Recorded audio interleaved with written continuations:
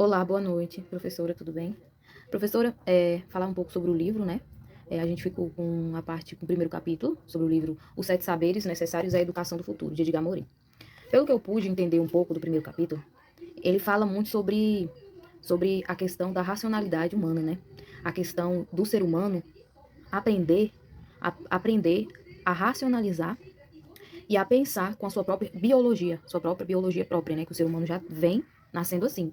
E às vezes as escolas, muitas das escolas, não seguem um padrão de biologia, um padrão de segmento que o ser humano vai aprender a partir disso, né? Só vai passando informações e conteúdos, matérias, que às vezes aquilo não vai significar um conhecimento para o aluno. Vai só oferecer uma informação passageira, muitas das vezes, né? Então ele coloca muito em questão a isso, pelo que eu pude entender. Vamos para o primeiro tópico, né? O primeiro tópico fala as cegueiras do conhecimento, o erro e a ilusão. O primeiro tópico fala: o primeiro saber necessário à educação é que todo o aprendizado ou ensinamento pode conter erros.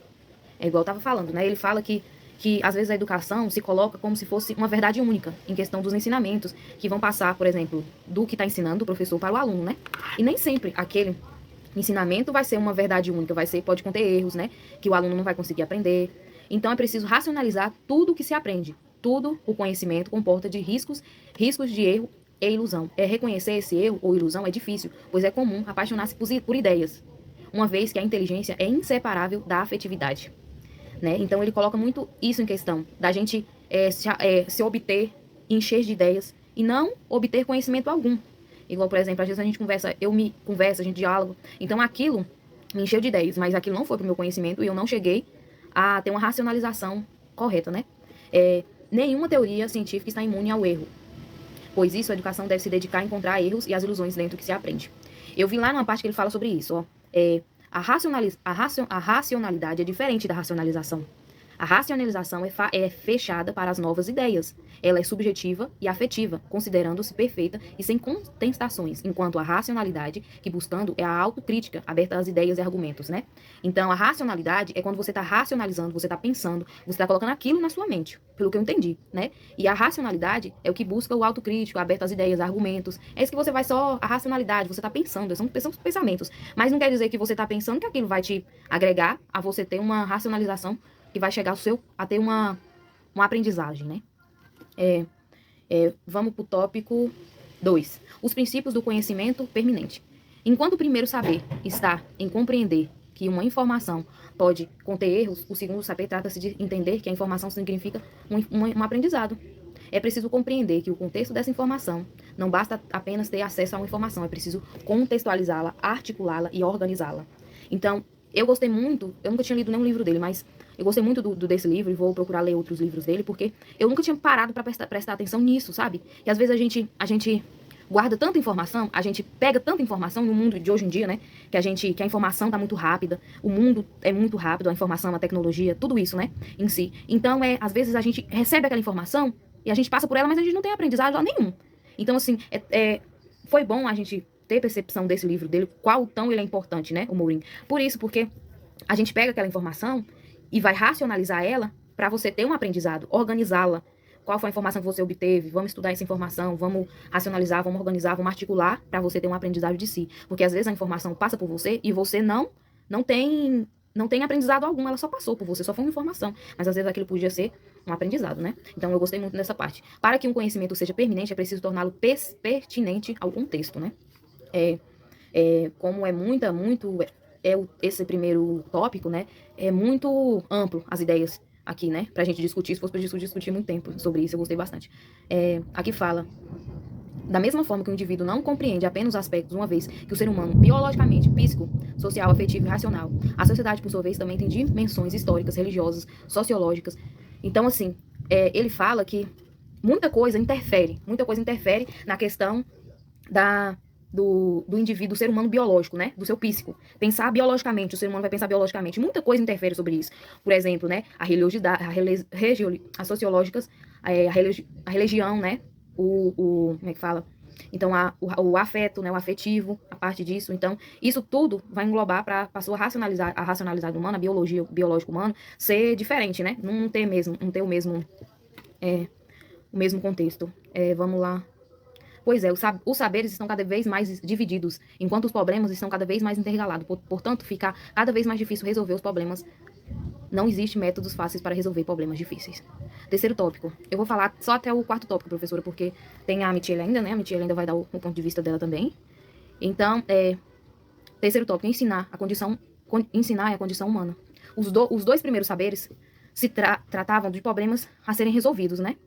Aceitar que o conhecimento pode estar errando e entender que uma informação isolada não é suficiente. Já no terceiro saber, o autor traz uma solução. É preciso ensinar a condição humana. Cada pessoa precisa conhecer sua particularidade e sua diversidade. Então é aquela mesma tecla, né, que a gente sempre bate. Cada pessoa tem que se conhecer si próprio. Você está dentro de si, você tem que se conhecer, né? Morin diz que o ser humano tem as suas complexidades, e isso vai muito além da pessoa e da condição cósmica, né? E também uma condição cultural, pois, segundo o autor, sem a nossa cultura, seríamos apenas mais uma espécie primata no meio de tantas outras espécies.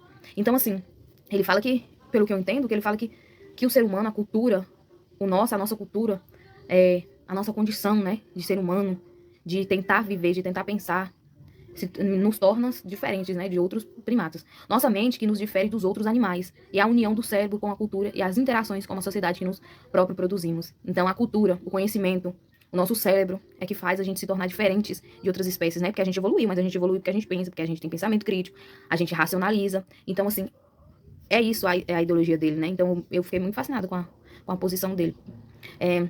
Para destacar a complexidade do ser humano, a sua existência, o autor define que o ser humano, como homem complexo, é dizer que, ao mesmo tempo, é ser sábio louco. Sábios temes, trabalhador e lúcido, econômico, consumista, entre vários outros modos bipolarizados. Então, essa parte aqui que a gente leu, terceira condição humana, é sobre aceitar que a gente evoluiu, né? A gente evoluiu pela nossa racionalidade, pelo nosso pensamento, por sempre tentar, que a gente é um ser pensante, né? A gente tem que pensar, a gente tem que evoluir com si próprio, né? Pensamento, tudo. Então, gostei bastante. O quarto é ensinar a identidade terrena. Completar o terceiro saber, onde o Homo sapiens precisa se encontrar dentro da sua diversidade e cultura, aqui compreendemos a identidade terrena. Aprendemos que não somos seres apenas providos de uma sociedade ou de um país. Somos terrenos globalizados e, portanto, responsáveis pelo planeta e pelo universo onde vivemos, né? O ser humano precisa estar situado no universo e não separado dele. Como seres complexos, temos responsabilidades como o lugar que pertencemos. E isso não se trata apenas de sua cidade ou do seu país, mas do planeta em que todo o universo. Vou deixar aqui, ele fala aqui fala um pouco, né? Ele fala que, ao entendermos que somos globalizados, conseguimos ver a importância das ações unificadoras. Portanto, os conflitos culturais, as guerras, o meio ambiente e sua degradação nos atinge, porque a gente faz parte desse planeta. Então, a gente tem que cuidar da nossa casa, né? Então, tudo à nossa volta, se o planeta der errado, se qualquer coisa, o clima, a natureza, tudo volta pra gente, né? Pro ser humano. Para evitarmos catástrofes biológicas prezadas pela quantidade de vidas, devemos integrar identidades, etnias, religiosidade, filosofias, racionalidade, cultivar simbiologia, sabedoria de viver junto, né? A gente é um conjunto, né? E é isso. Vou falar um pouco, deixa eu ver, tem o quinto saber, enfrentar as incertezas embora Morim. Eu vi, professora, que ele fala muito que a educação do futuro deve trabalhar o aluno para conhecer como seu humano multidimensional, né? Que a educação do futuro tem que trabalhar o aluno para pensar, para se racionalizar, né? Para pensar, para ter ideias, assim. Porque hoje em dia, como a informação, igual eu estava falando lá no primeiro, né? Como hoje em dia a informação tá muito fácil, a gente pega o celular, o computador, a gente tem informação de todo tipo, né? E assim, essas informações são as informações que passam pela gente e só passou. A gente não adquire conhecimento, a gente não adquire racionalização, a gente não adquire nada disso. Então, assim, você saber pegar essas informações que estão à nossa disposição e usar ao nosso favor, né? A usar pra gente se tornar pessoas melhores. E eu assim, pelo conhecimento que ele falou, eu sou muito adapta, né, a todo o conhecimento que ele colocou em prática. E ele falou tudo que muitas das vezes estão acontecendo na educação, né, que só é passado aquele conteúdo, aquelas disciplinas, e o aluno não aprende, o aluno não pensa, o aluno não raciocina, né, muitas outras coisas.